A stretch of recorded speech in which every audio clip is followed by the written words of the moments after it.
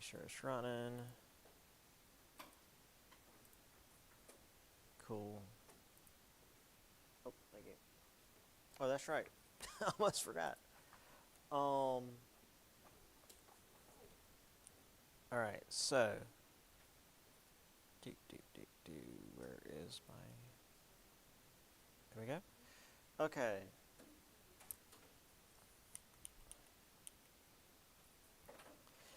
So,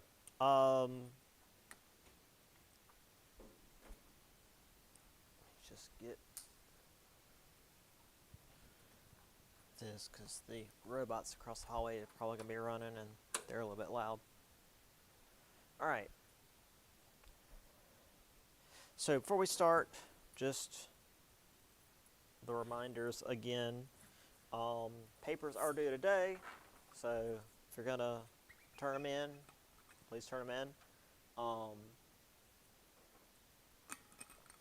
If you're going to email them to me, so my multiple online classes, please have it as a Word or PDF document, and just attach that to an email.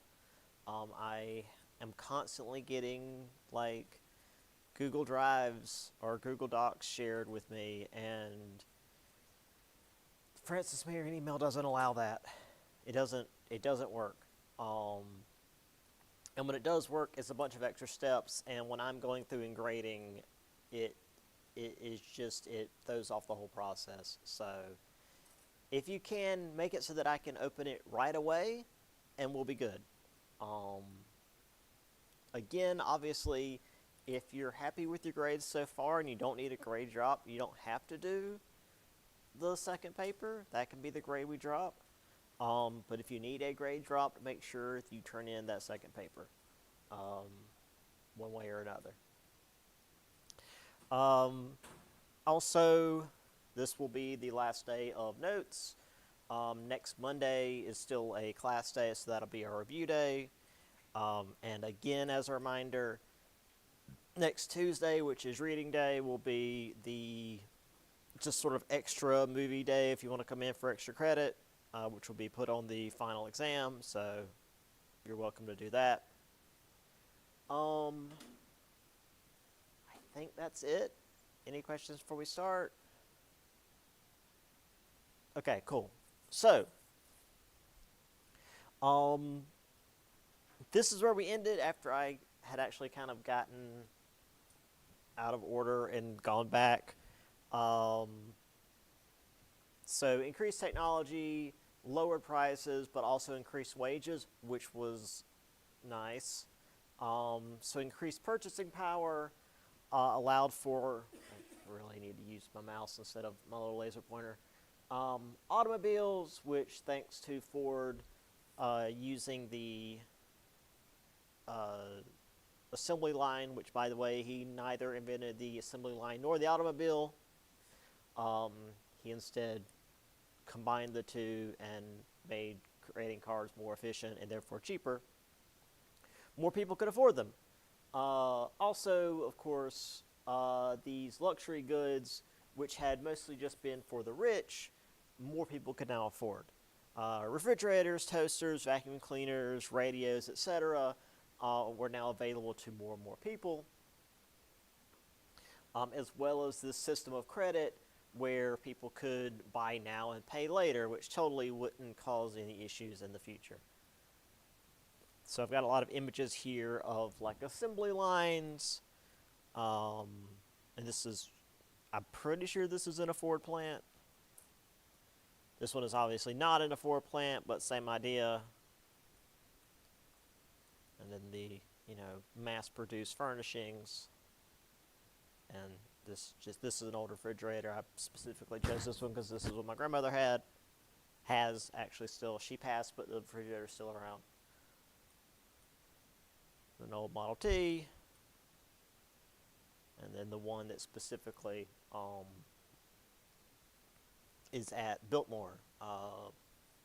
Vanderbilt's wife specifically wanted a car for herself. So that's it's been preserved at the Biltmore.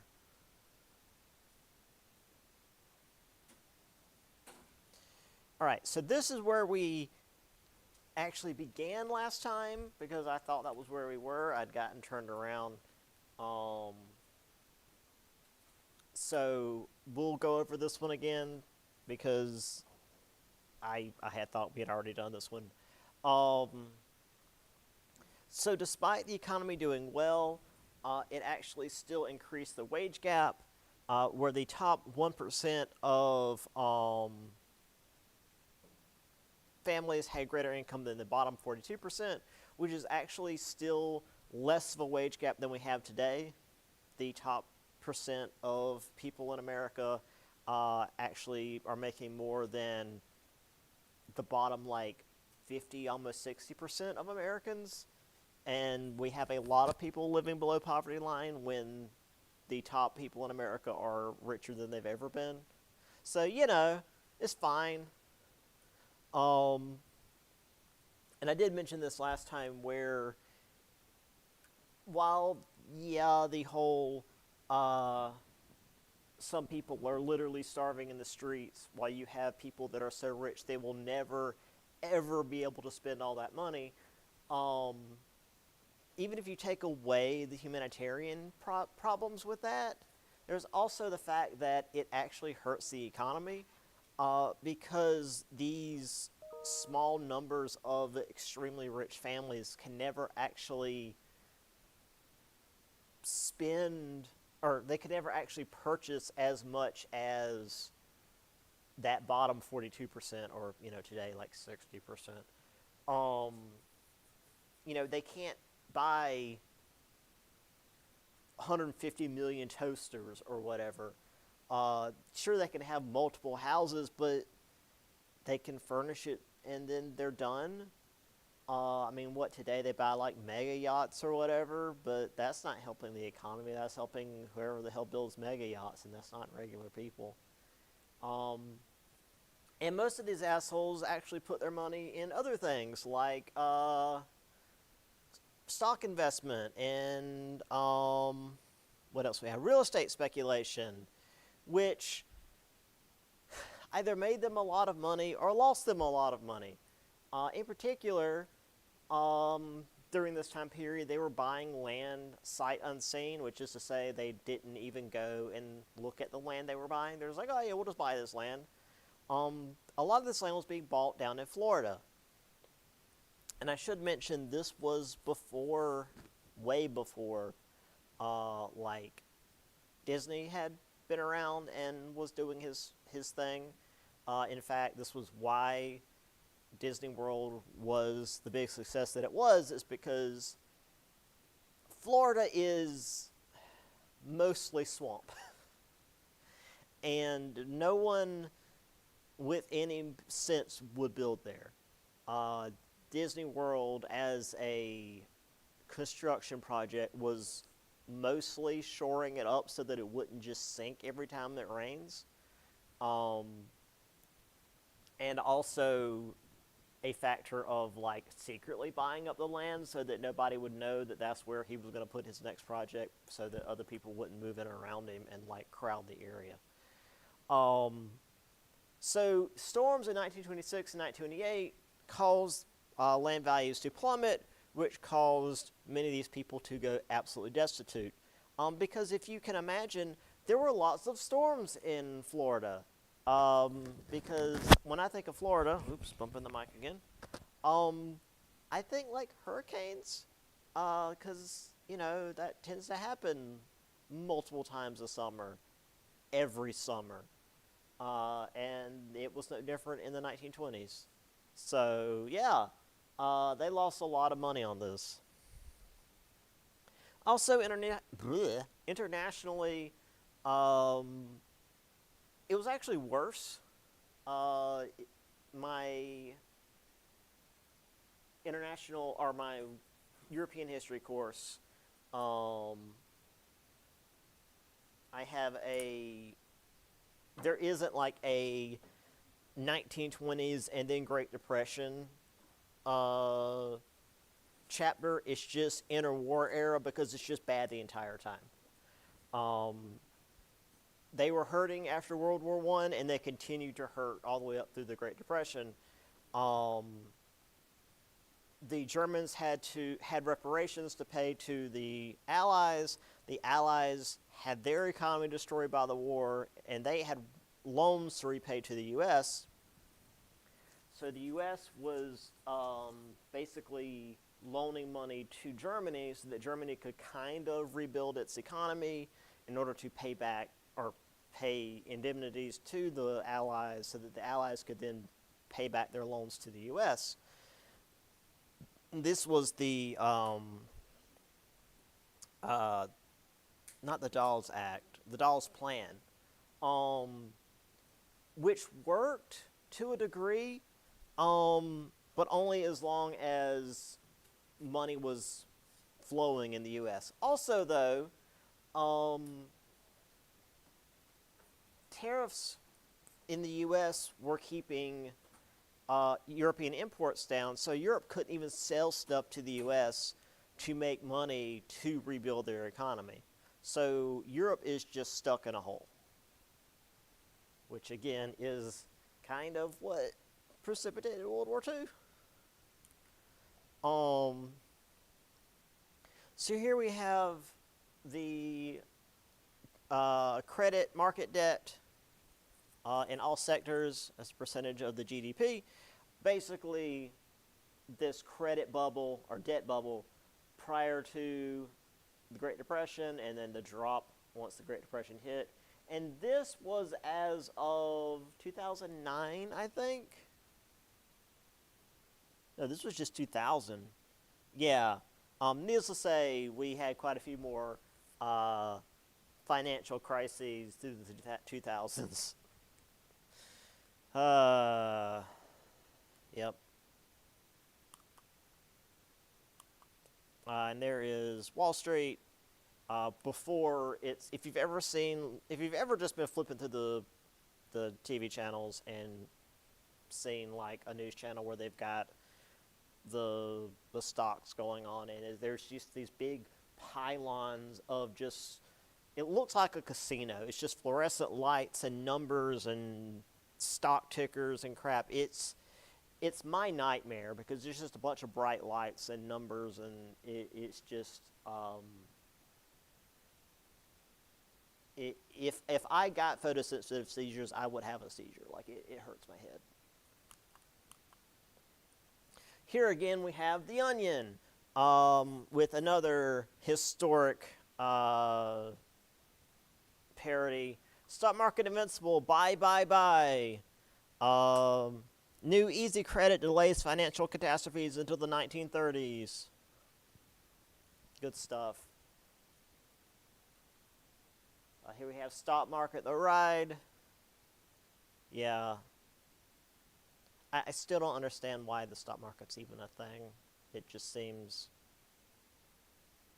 It's just this. It's like, hey, it's great until it's not. And it tends to be not more often than not. Florida, the greatest real estate development in the world. Yeah, sure. I mean, it's got a lot of beaches, sure, but everything in the middle is swamp. And also the beaches tend to go underwater when the hurricanes hit, and the hurricanes tend to hit a lot. $15 per acre, 10 acres for $150. That's not a deal, that's just math. And here's a flapper and an elephant for some reason at one of these hotels, like trying to promote it, I guess. And this is the various loans and indemnities and whatnot prior to the Great Depression. So there's the Dawes Plan. Again, the U.S. would give loans to Germany. Germany would be able to then pay off at least some of their reparations to the Allies, and the Allies would be able to then pay off some of their war debts to the U.S., and then the U.S. would again So it was the circular thing, and then by the end, hopefully on paper, Germany will be able to rebuild their economy and then begin to repay some of these loans back that the U.S. had given to Germany. But that's assuming that the bottom doesn't fall out. But we all know everything's fine forever. Don't worry about it. Okay, so we talked about the old morality already. Yada, yada, yada. I'm just going to hold this down. Okay, this was where we had gotten to African American Renaissance. So, there was a shift in the social structure within the African Americans as well. Let's see. Go ahead and go in here as well because I've got. Here we are. So as the African Americans migrated north, congregated in particular neighborhoods, especially places like Harlem, they challenged the social norms of the day. There were a number of black writers that paid homage to the, quote, new Negro, which is to say the second generation after 1865. So their parents weren't enslaved, but their grandparents were. So they're the second generation post-emancipation. So they're 2 generations removed from the era of slavery, which typically would mean they have a bit more access to education than their parents would have had. They're a bit further along in terms of like voting rights and whatnot. So they're typically a little better off than their parents would have been, and certainly better off than their grandparents would have been. The chief executive of the NAACP, James Weldon Johnson, who followed W.E.B. Du Bois' example, and Du Bois is still around. Like I said, he's around until like 1960s. He stated that the final measure of the greatness of all peoples is the amount and standard of the literature and art they have produced.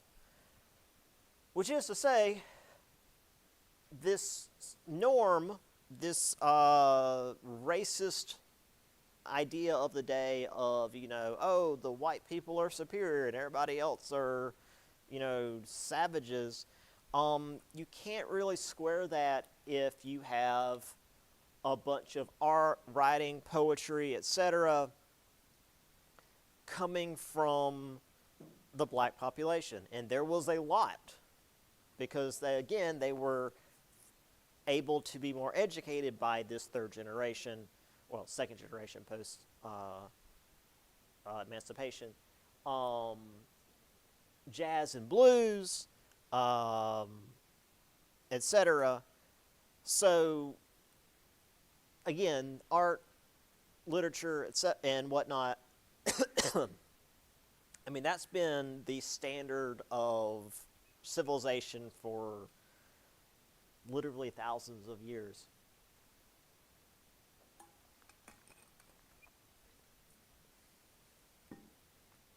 Now we have another individual here, the Jamaican-born Marcus Mosiah Garvey, who settled in Harlem in 1916. He created the Universal Negro Improvement Association, UNIA, 2 years before in Jamaica. He had a different idea of how to help his black brethren. He didn't want equal access to the American dream. Instead, he wanted a Back to Africa movement to repatriate people back to their homeland. Now, if those of you that were in my class last semester may remember this like immigration thing they had before, where they're like, oh, we'll just send the freed slaves back to Africa. But it's like they weren't born there. They were born here in America for like the last several generations. This is their homeland. And while some people were on board with this, a lot of them did recognize that this was just racism. But hey, we won't be racist if there's nobody to be racist against. yeah, and in fact, as we'll see uh, in a little bit, the KKK actually agreed with him that, like, hey, if we move these people that we hate out of the country, we won't have to hate them anymore because they won't be here.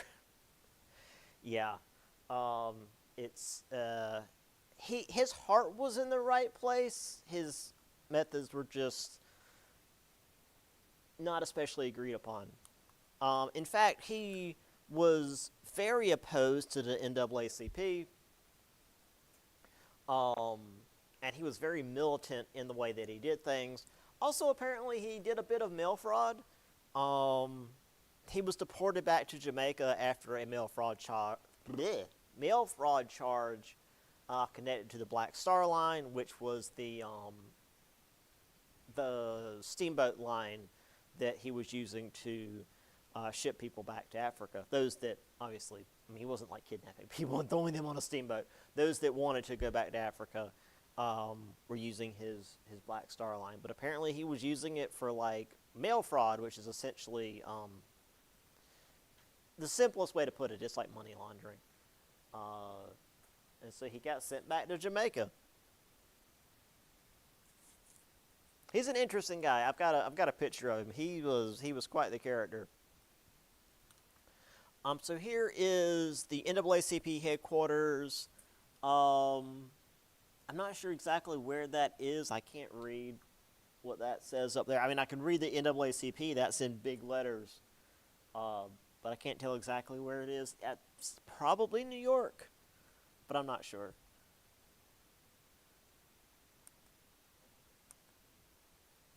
So here we have folks. Again, this is probably Harlem, probably in New York.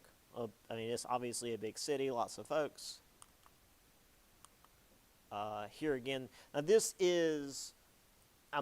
are, like the writers, the intellectuals of the day that are, again, like, if the white supremacist ideas of everyone else is inferior, if that was true, these people couldn't exist. And their very existence, their very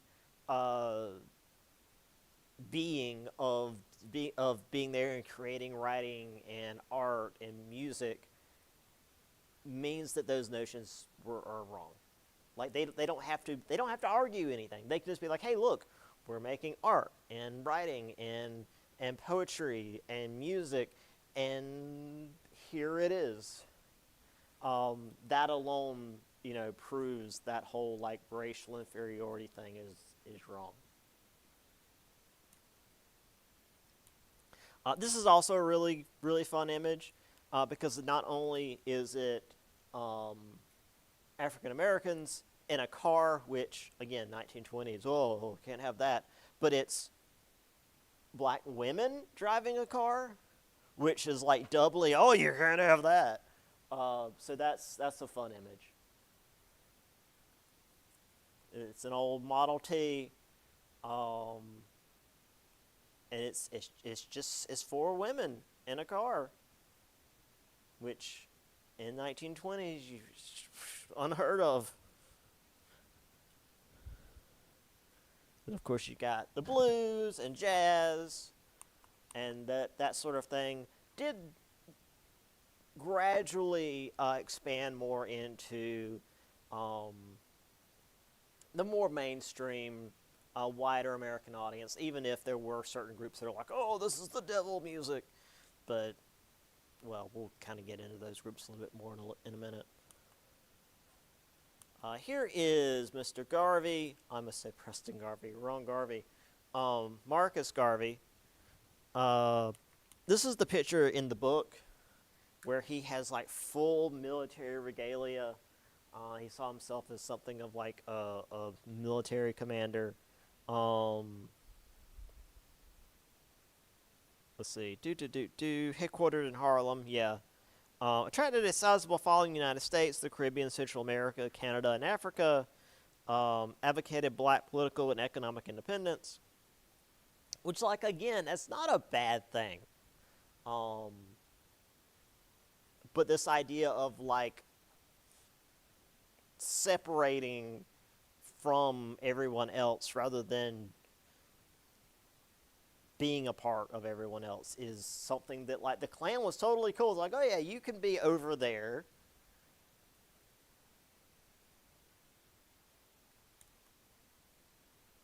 Speaking of white supremacy, with the traditional values coming under attack, this was obviously going to cause a backlash. And with the whole idea of the white people aren't the only ones that can do things, they were very butthurt about it. Not only that, but immigrants got a whole new round of discrimination post First World War due to the immigrants that were fleeing from Europe due to Europe having been decimated in said war, especially those leaving from Southern and Eastern Europe and the new Soviet Union, which were largely Jews and Catholics, so of course they got it the worst. The book mentions the most dramatic example being the Sacco and Vanzetti case, which were two Italian immigrants who were blamed for a robbery that left the bookkeeper and a guard dead. The trial revolved more around where they were from and their ideology. They were both anarchists and draft dodgers, even though there was no strong evidence that actually connected them to the case.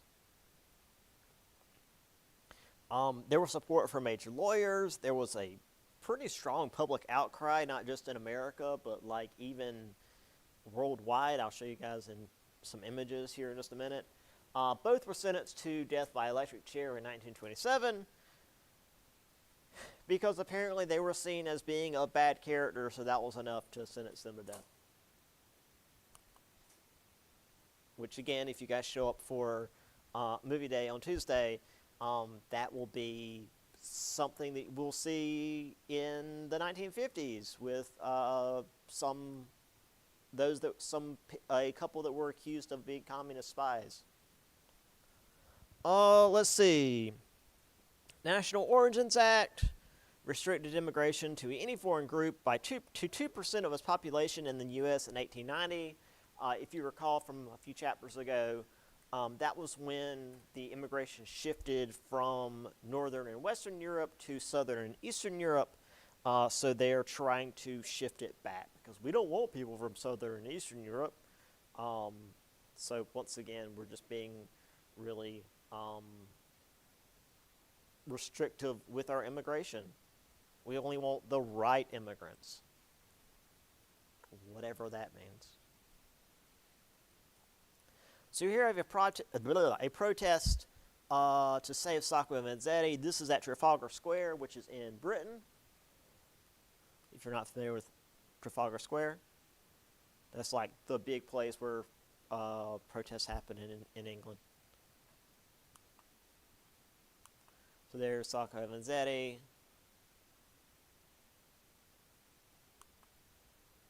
Here is the Industrial Worker magazine. I think this might be an actual IWW magazine. Sacco and Vanzetti to die. Date of execution set for Thursday, August 11th. And then over here to the side, here is some of the startling evidence which Thayer and Governor Fuller say is not sufficient. And then you've got just like a bunch of stuff here that they say is evidence that would exonerate these two, but the judge is just dismissing because they want to fry these two and they're just ignoring all this evidence. So yeah, then you got these immigration bills that again is just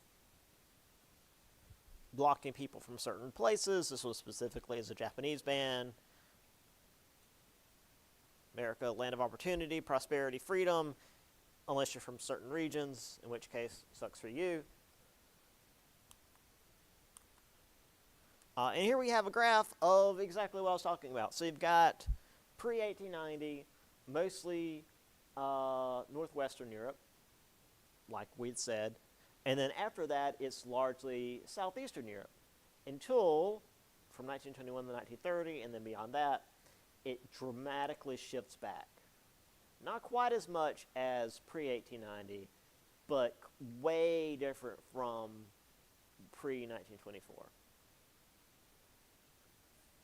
And that is very specifically because of these laws that are being put in place. And again, if you just want to see an idea of like what the mindset was, here you go. Danger to American ideas and institutions. And you hear down here you have riff-raff immigration. It's like, okay, sure. The high tide of immigration, a national menace. And, you know, again, let's just ignore the plaque on the Statue of Liberty, Sinish, you're tired, you're poor, you're storm-tossed masses. You know, just whatever. That doesn't count. All the people that are trying to escape, you know, the awful situation they're in their country, they're not welcome. We don't want them. Speaking of awful stuff, the Klan. The Klan had a resurgence around 1915. The former Methodist preacher W.J. Simmons led this thing, which is kind of astounding. I was raised Methodist, and they tend to be pretty chill. So it's kind of mind-boggling to me that, well, I guess former Methodist preacher. I don't know. Anyway, they actually got more inclusive in that they weren't just anti-black. Now they added Jews and Catholics to their list of targets, as well as anyone who, quote, violated community morals, which could mean anybody. They were refounded at Stone Mountain, which is near Atlanta, Georgia, which also has this big mural, essentially, carved into the mountain to the Klan, which is still there. There's still this huge monument to the Ku Klux Klan right outside of Atlanta, Georgia. They bowed to their twin symbols, the American flag and the burning cross, which represented, quote, their fiery determination to stand up for Christian morality against those they considered un-American. Which, again, what does un-American mean? It means whatever they want it to mean. Which is, again, why, like, when, and this can mean anything, but why, like, if the government's like, hey, we're going to crack down on people being un-American, that's scary, because it can mean anything. They decide that red cars are un-American, you're un-American now. They can arrest you for driving a red car. That's just what they feel like saying. Membership soared. By 1920s, Klan had over 3 million men and women nationwide.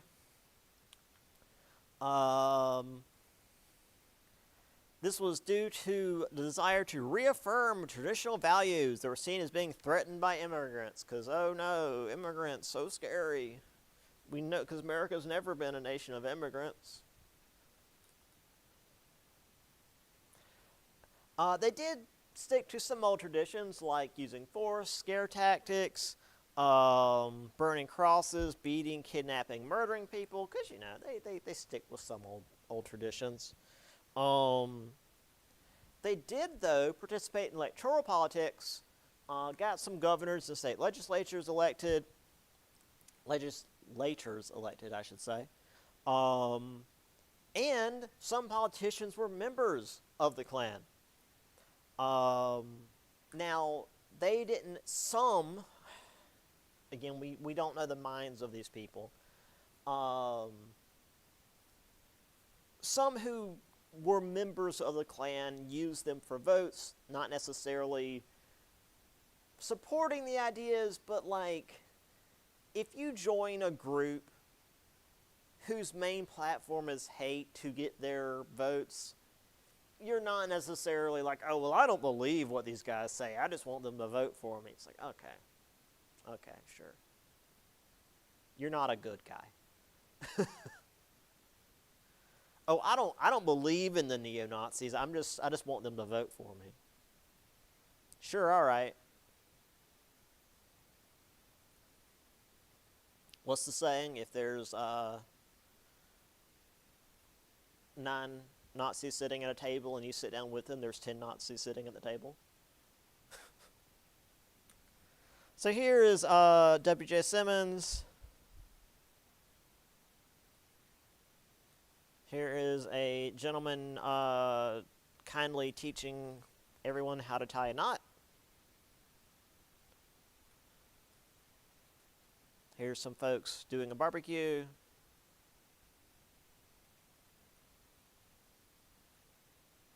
Here they are marching down the street at D.C. without their masks on because they have no fear of reprisal because the government supports them.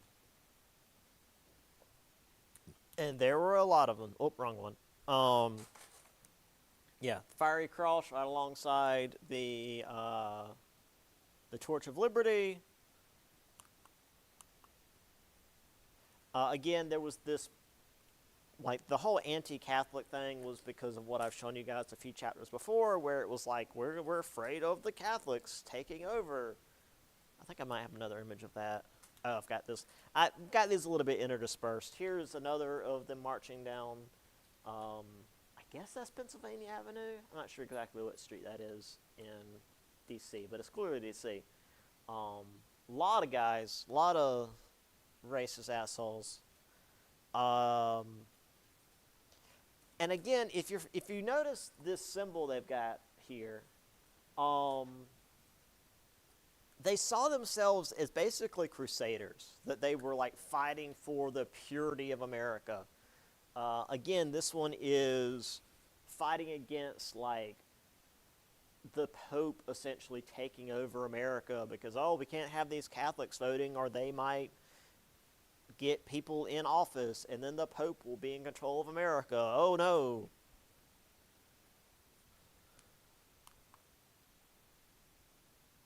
There was a little bit of pushback.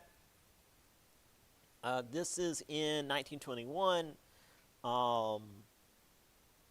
but clearly not a whole lot because they're still around.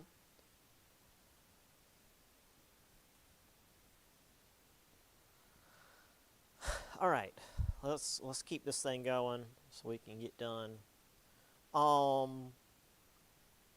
There was also there was this belief that Protestants were having their traditional values under attack. Now again, the whole like, oh no, the Catholics and Jews are here, but also like, oh no, science, which has been a thing with the church forever. Around 1910, two wealthy churchgoers in Los Angeles funded a series of pamphlets called The Fundamentals, insisted that the Bible should be read literally.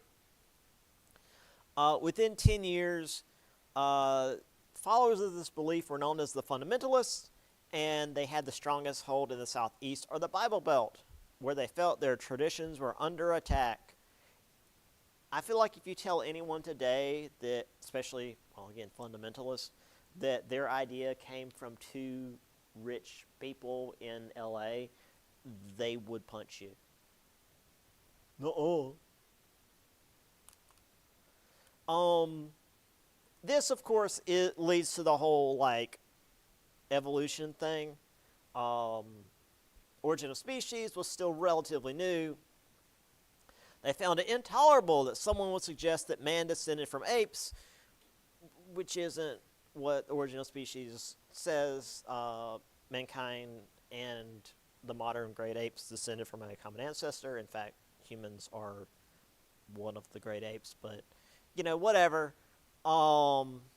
Became such a problem that by 1925, Arkansas, Mississippi, Florida, Oklahoma, and Tennessee made it illegal to teach in public schools, quote, any theory that denies the story of the divine creation of man as taught in the Bible. Dayton, Tennessee tried to gain fame by stirring up anti-evolution fervor.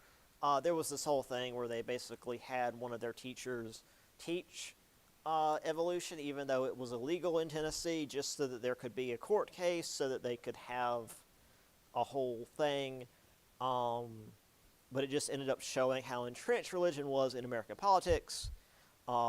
These anti-evolution laws remained on the books until the 1970s, and depending on where you are, they are very much pushing to get them back. Oh, hey, look,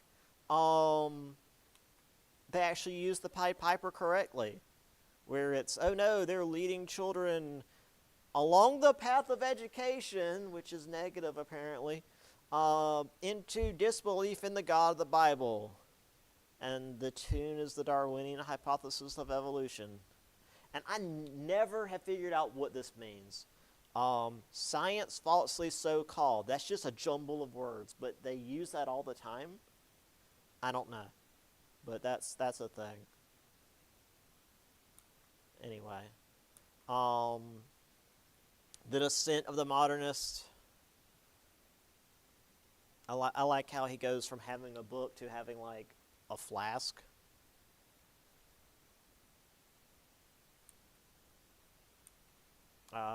Anti-Evolution League, Conflict, Hell in the High School, that's pretty catchy. I gotta admit, that's pretty good. Will you help give students the Word of God? Utter disbelief in God. So you've basically got lemmings, running off the cliff.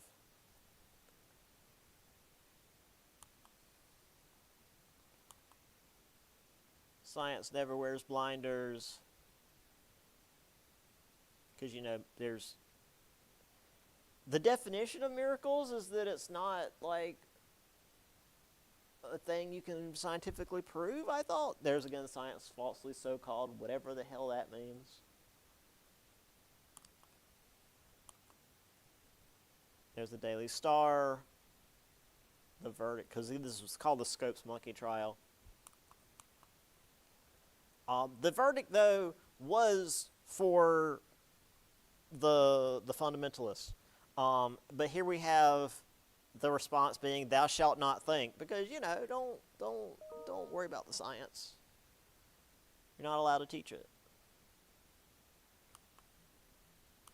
And once again, the Onion. Scopes Monkey Trial raises troubling question: is science being taught in our schools? Should children be exposed to facts? Are reason and empirical evidence suitable school subjects? And then we have over here, if you've ever seen the original Planet of the Apes, Scopes defended by super intelligent chimpanzee man from the future, which is Cornelius. Good old Cornelius. All right. So the politics of the day, these various cultural clashes kept the Democratic Party divided, so the Republican Party didn't really have to do anything to maintain power. They just kind of hung out, which wasn't great for them either, because they weren't ready for what was coming.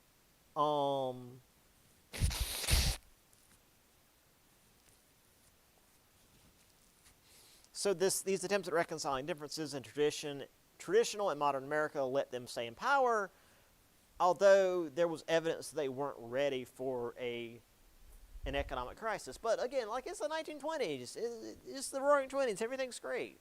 Don't worry about it. In 1924, the Democratic Party just tore itself apart.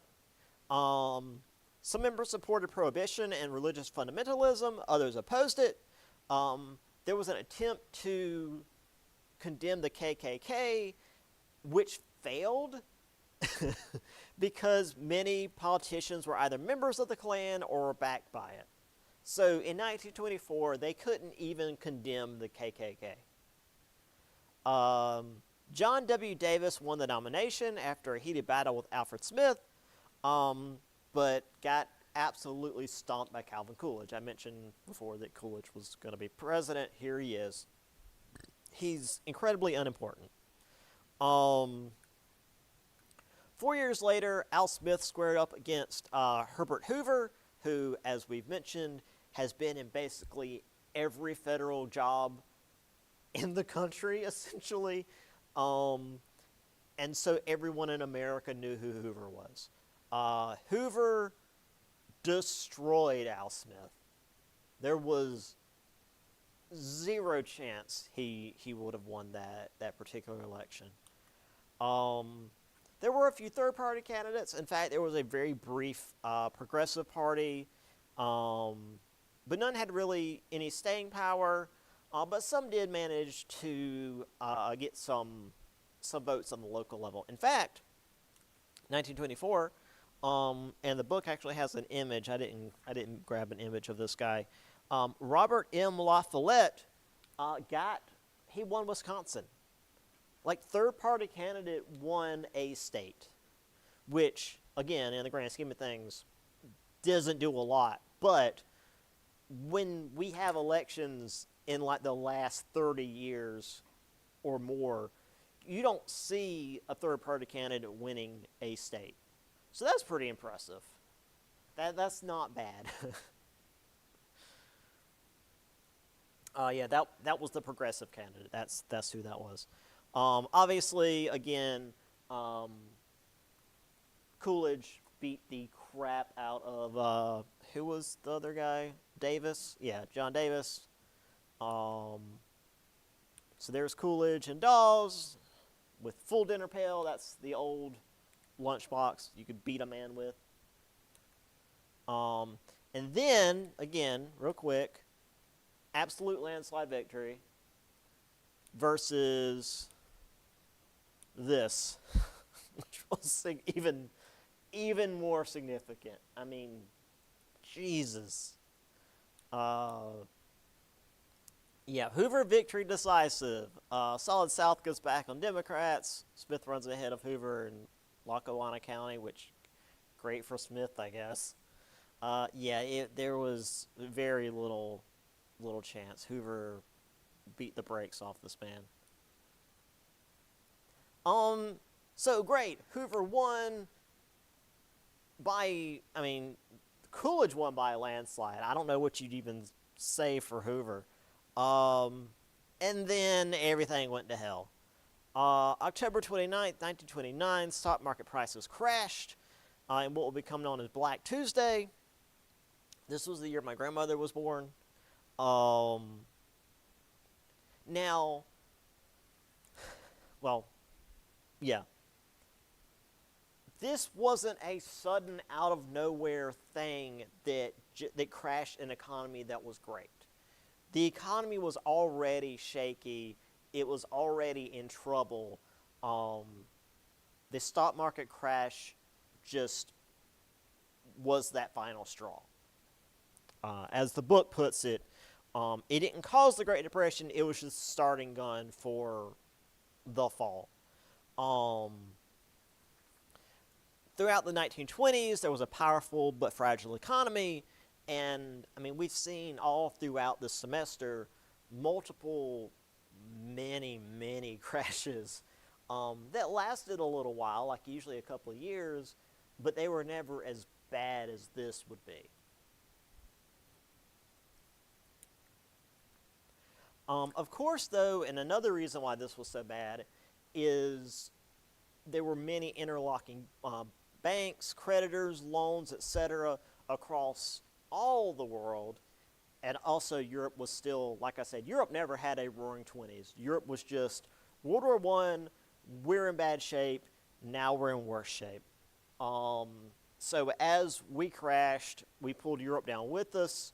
There was nothing to pull anybody else up. Everybody just, and then these high interest on loans kept people from getting out of debt at all.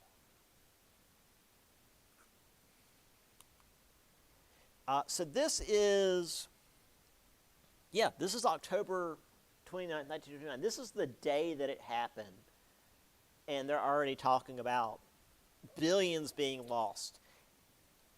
1929 billions. So this is incredibly bad. So Senate farm bloc battling for higher tariffs to try to protect from outside agriculture. Mainstays of market plunge, etc. State plans to round up tax dodgers. Here is one of the common responses to the crash. People who lost everything not wanting to deal with the financial hardship of being destitute, so they just leapt from the windows of the high-rises.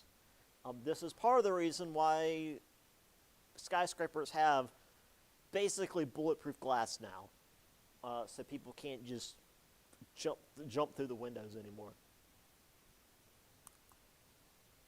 On the other side of that, you had people like selling these really nice cars for $100, which even back then, that's nothing. That tire will be worth $100. That's horrible that he's selling that really nice car for $100 because he's got nothing left. He doesn't have enough money to put gas in that car. Yeah. And the reason why everyone lost out is because the banks were tied in with the stock markets. When the stock markets went down, so did the banks.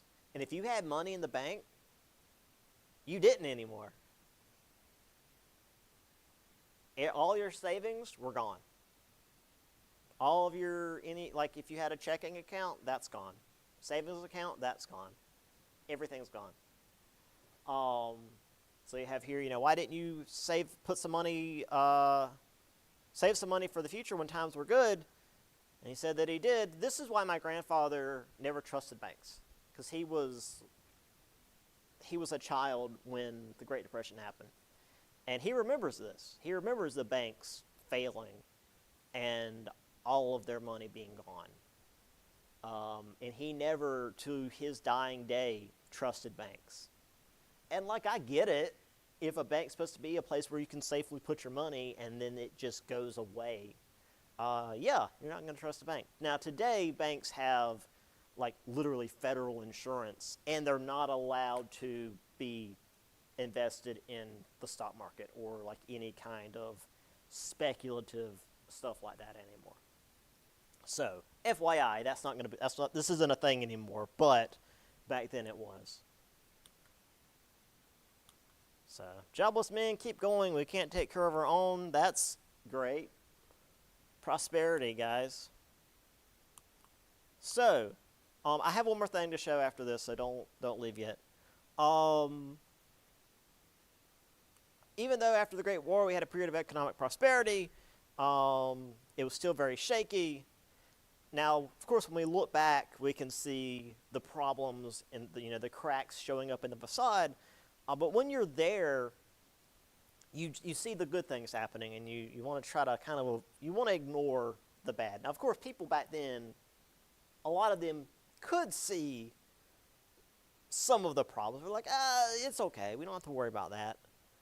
That said, there were a lot of concerns: race, religion, evolution, social justice, the communism, that certainly kept people distracted, and, they weren't too worried about, what if the stock markets fail? That was never in people's minds.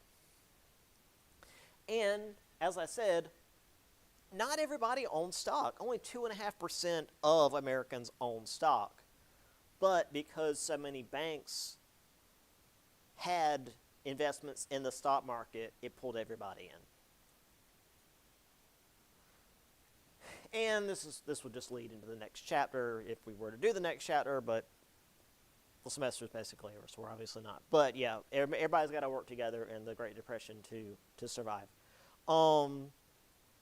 So I'm going to show you guys a video real quick. I'll just leave that up. That it's more World War II, post-World War II era stuff. but it's also really relevant to more recent events. It's not something you need for a test. It's just something that I feel is necessary for you as an American. And I'm going to show it. Obviously, for you online students, I can't just show it in the recording, so I'm going to post the link. So please watch it. Very important.